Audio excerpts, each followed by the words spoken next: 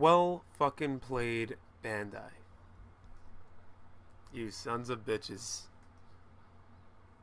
You fucking got me hook, line, and sinker.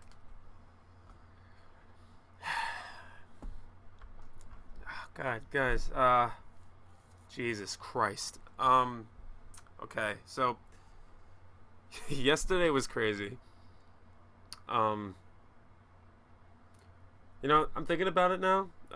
That reservation, I know I'm gonna be switching that over because this is out of all the limited editions ever released on the planet.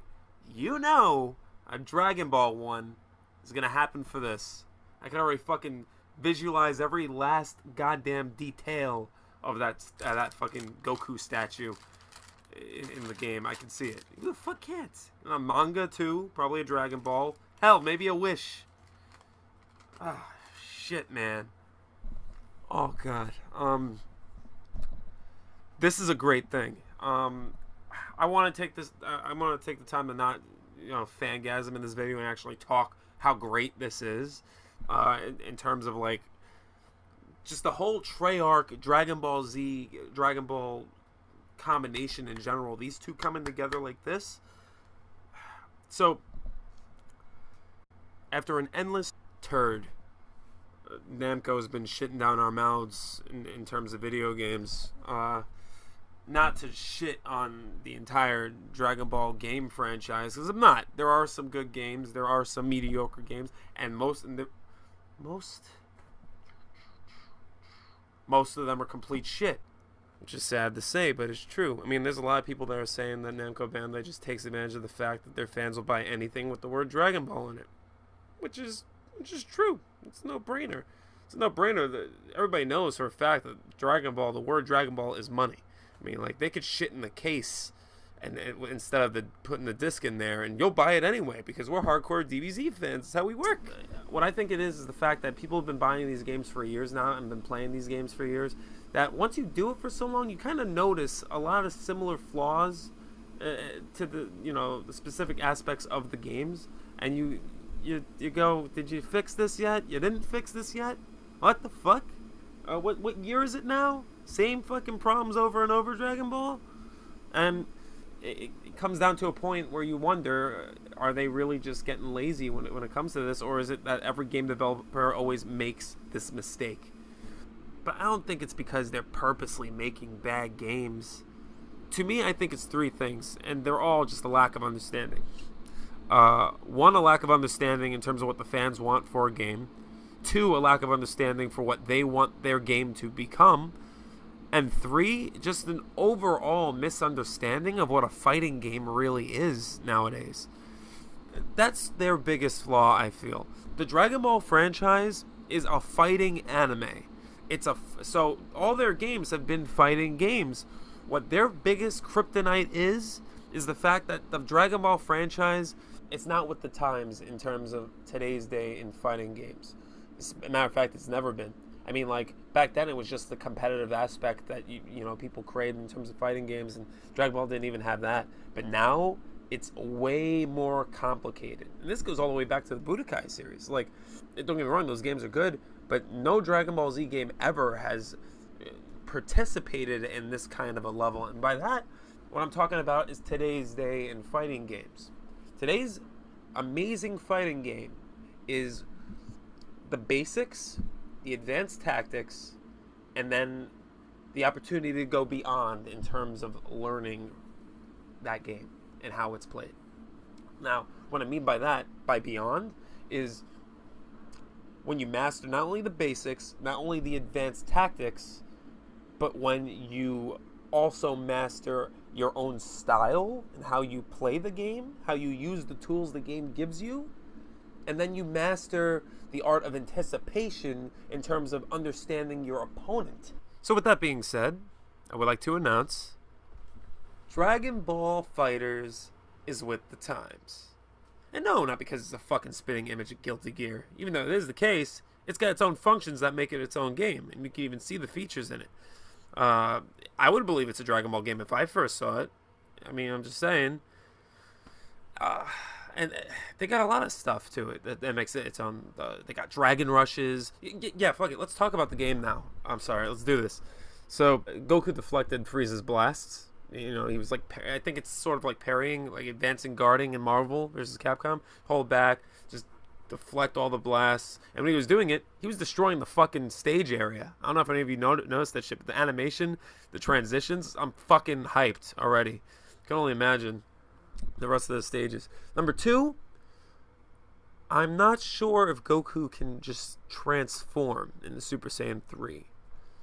Not sure, because in one of his specials, I think it's his ultimate finisher, he transforms the Super Saiyan 3 Goku and uses the Kamehameha wave at maximum power.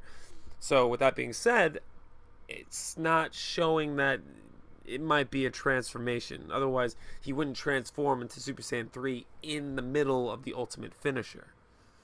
Unless he has to be Super Saiyan 3, and you could just do it from Super Saiyan 3 and then just transitions into the animation where he Kamehameha waves you, but I don't think they would do that.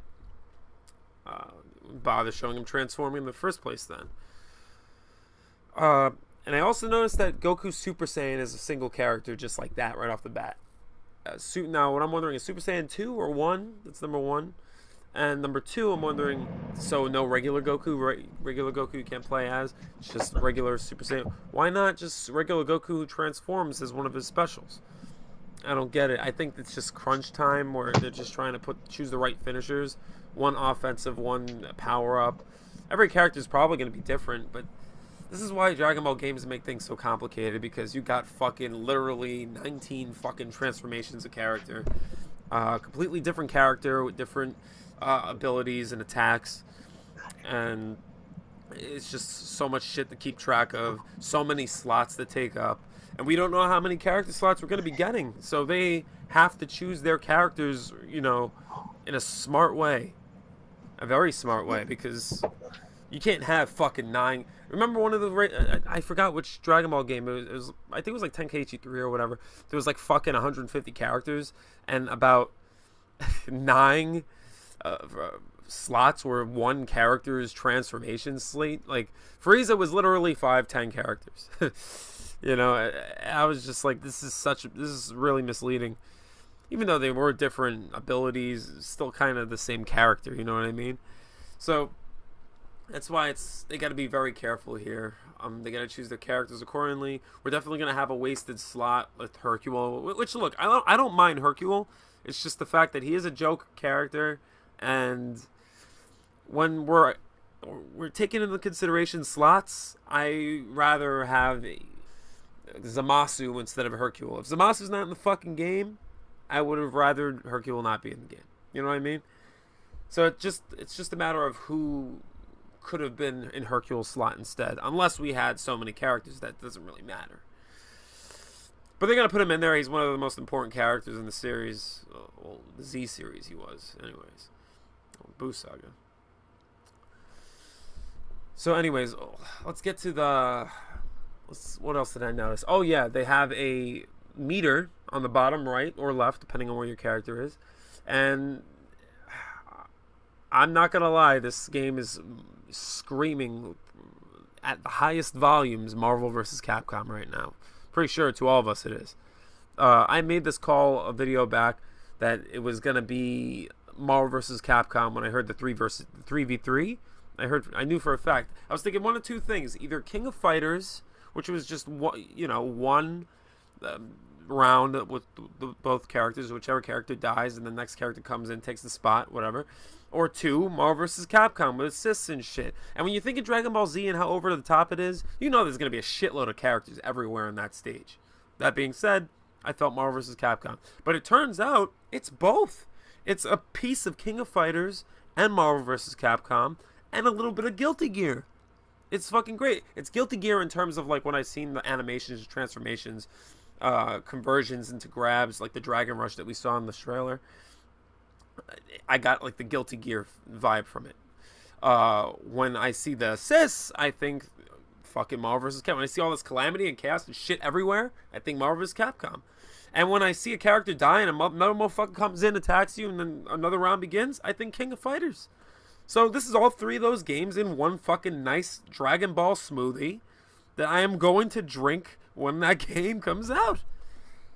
Frieza's golden form is in the game. Immediately it triggered into my mind that super characters are now confirmed. And we know hell will freeze over before there's a game with the only super character in it is Golden Frieza. So be prepared for some Super Saiyan gods to enter the battles. This was great. If anybody hasn't noticed, that golden form transformation costed 3 bars.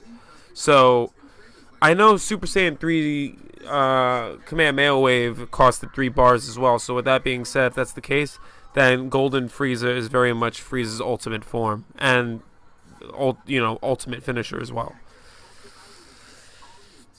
And that's about it. Like I said, this game pretty much screamed to me Blaze Blue meets Marvel vs. Capcom meets King of Fighters. I'm incredibly hyped. I'm really excited.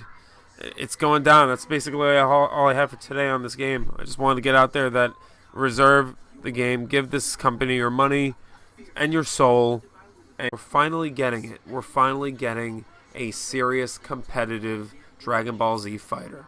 It's happened. It's done. We win. Just give them your money, and it's on its way. Hype train.